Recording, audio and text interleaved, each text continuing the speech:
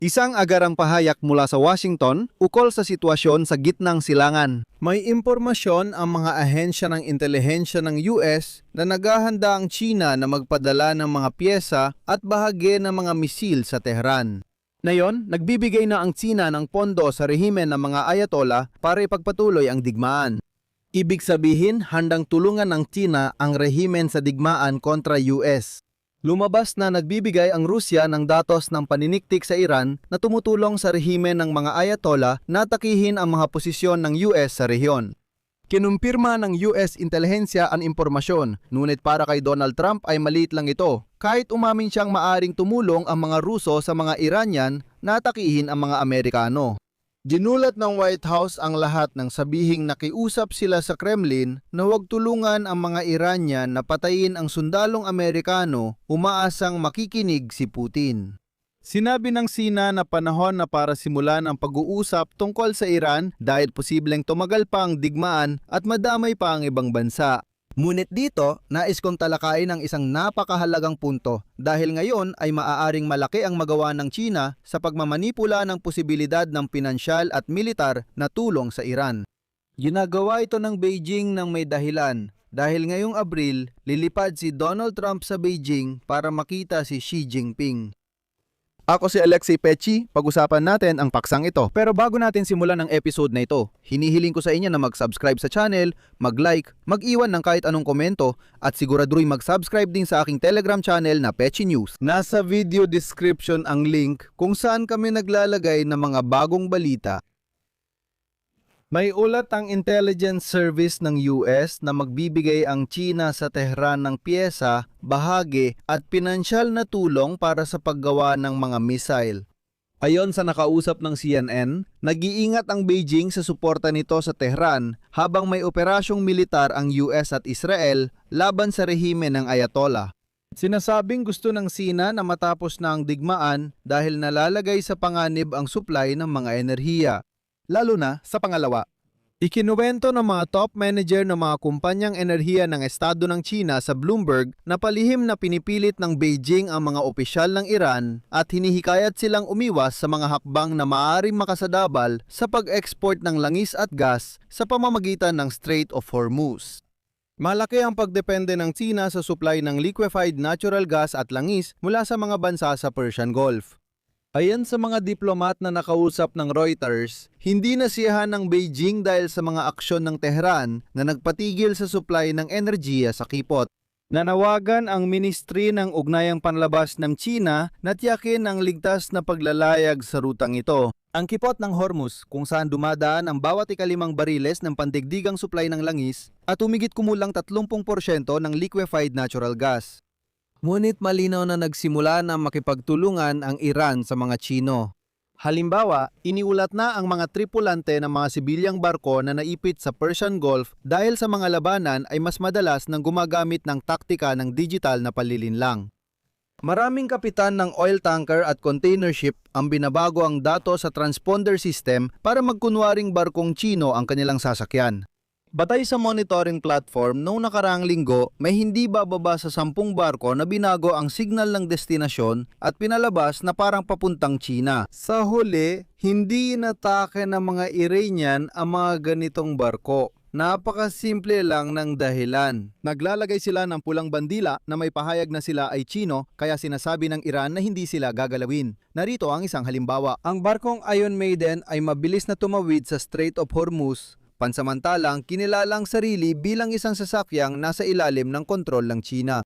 Pero nang makalabas na ang barko sa mapanganib na lugar, muli nito ang ipinakilala ang sarili nito. Sa totoo lang, dati nang iniulat ng Reuters na nagsimula na ang Iran at China ng negosasyon para sa pagbili ng mga supersonic na anti-ship missile na maaaring gamitin ng Iran para atakehin ang mga barkong Amerikano. Ayon sa mga source ng Reuters, interesado ang Iran sa mga Chinese na missile na SM-302 na may abot no humigit kumulang 270 kilometro. Ang tinutukoy ay isang sistema na partikular na ginawa para sa pagsira ng malalaking target sa dagat, lalo na ng mga grupo ng aircraft carrier. Pangunahing katangian ng mga missile ay bilis at paraan ng paglipad. Dahil mas mabilis sila sa tunog at lumilipad ng sobrang baba, halos dumudulas sa ibabaw ng tubig.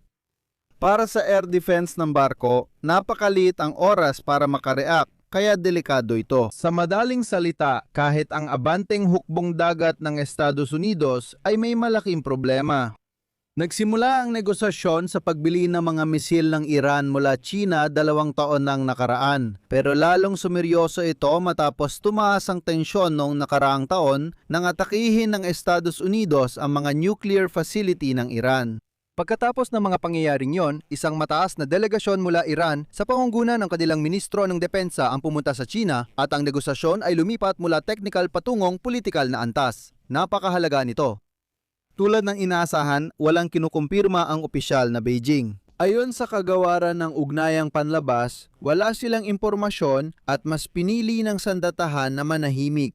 At sa totoo lang, ito ang klasikong estilo ng diplomasya ng China, ang itanggi ang pakikilahok pero hindi naman tuluyang pinapasinungalingan ang posibilidad ng ganoong pakikilahok. Ibig sabihin, hindi nila sinasabing, hindi kami kasali pero pwede silang makilahok. Mismo ministro ng ugnayang panlabas ng China, si Wang Yi, ang nagsabi na napakahalaga ang pag-uusap ng Estados Unidos at China para maiwasan ang pandigdigang pagkakamali kabilang ang issue sa Iran. Gusto ko lang banggitin na balak ni Trump bumisita sa Beijing at makipagkita kay Xi Jinping sa susunod na buwan.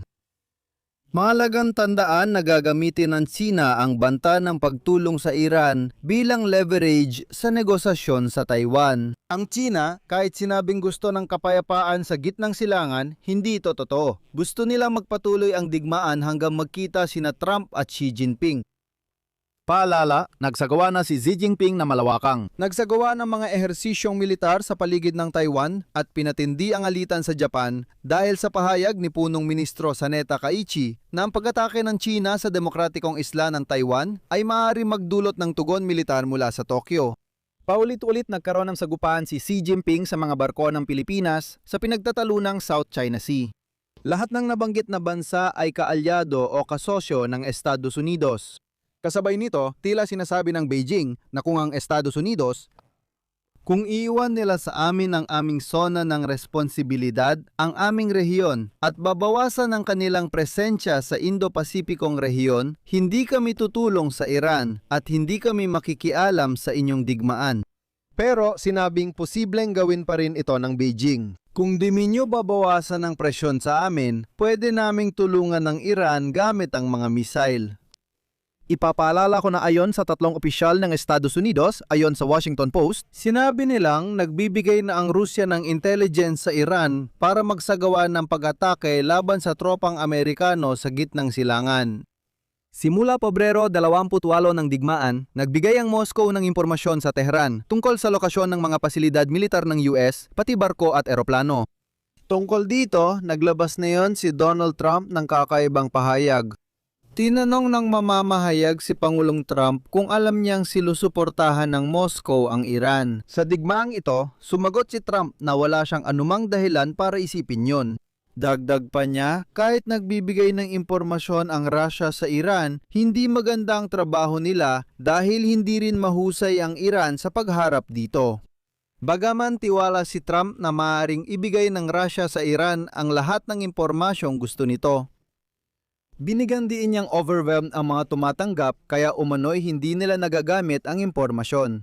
Ayon kay Trump, nababawasan nito ang bisa ng suporta ng Russia. Ibig sabihin, si Trump ay nagsasabing walang ganoong suporta, pero kahit meron, na malamang ay meron naman at natatanggap ng mga Iranian, hindi naman nila ito magamit. At pagkatapos mismo ni Donald Trump, ang espesyal na sugo ng presidente ng Amerika na si Stephen Witkoff ay nakiusap sa Russia na huwag ipasa sa Iran ang mga impormasyong pang-espyang maaaring magamit. At sinabi ko ito ng mariin, binigyang diin ni Stephen Witkoff bilang sagot sa tanong kung sinabi ba niya sa pamunuan ng Russia na hindi dapat gawin ang ganitong pagtulong. Hindi na nagdetalye si Witkoff pero parang pinagtatawanan na siya na tipong hindi sapat ang simpleng pakiusap lang. Sa totoo lang, paalala ko, ginagabayan ng mga Ruso ang mga Iranian missile at drone laban sa sundalong Amerikano at dapat silang parusahan, hindi pakiusapan. Hindi dapat ganun. Maging ang asal ni Trump dito ay kakaiba. Sabi niya, ano ngayon, baka tumutulong pa nga sila. Napikon pa siya sa isang mamamahayag at sinabing seryoso ang pinag-uusapan nila pero isinisingit nito ang Russia. Sa madaling salita, kakaibang asal, pero tignan natin kung paano uusbong ang kwento ng posibleng suporta ng China sa Iran. Dito ko muna tatapusin. Ilagay ninyo ang inyong opinyon at mga konklusyon sa mga komento sa ilalim ng episode na ito, mag-subscribe kayo sa channel, pindutin ang kampanilya at huwag kalimutang mag-like. Hanggang dito na lang, ingat kayo, salamat at paalam.